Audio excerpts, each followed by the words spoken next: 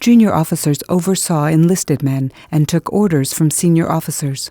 Junior officers described their working relationships. We all got along. We basically just gave each other the consideration that was needed.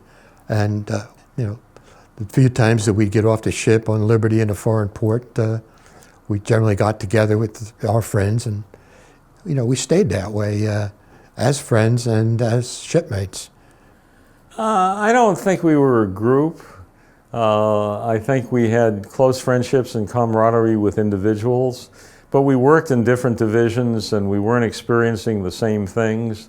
So it wasn't like being a group of platoon leaders in the same company. We weren't. We were in totally different divisions doing very different jobs. Because we didn't spend many hours in there other than sleeping, really. Because even if we're at sea, you worked all day, go to the evening meal, maybe catch a movie, maybe not, go back to the office, and work until 11 or 12 o'clock at night.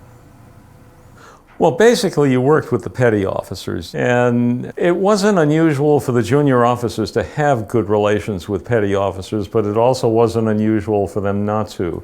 I got along with them pretty good. We'd meet and have a few beers sometimes in port. Well, I guess we weren't supposed to do that, but I did anyway. And they all knew me, and I knew them. So they were friends, as well as people that had to do what I told them to. I think with my relationship with the chiefs, I knew what I didn't know, and so I thought, well, I'm going to have to rely on them. And if they see me as some young guy who's in charge of them and is over them, which you really are, you've got to be careful that they recognize that that they're the boss in a way that they're the ones that have the knowledge, and so you had to let them do their job. One of the things that became clear to me when I came aboard the Intrepid and had a lot of commanders who had been World War II veterans, a lot of the department heads and the exec and the skipper, was that many of them still had the World War II view of how you would be an officer and how you would run a ship. And the population of the sailors had changed. And the kids didn't respond to this very authoritarian, do it my way kind of leadership. And you could see the beginnings of problems. I can't say that we had a lot of problems when I was on the Intrepid, but I saw the disconnect. I saw the disconnect between the junior officers and the senior officers. We would say yes, sir, and we'd think, my gosh, when's he going to grow up and do it the way we do it these days?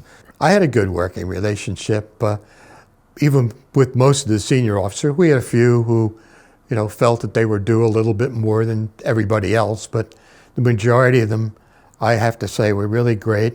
Our senior dental officer was a four-striper from World War II, and he enjoyed coming down. He'd sit in the side chair in my office and we'd chat for a while. And we groused more than anything. We didn't really try to think about new ways to improve things. Most of the times by the time we got back to the stateroom, we were ready for sleep.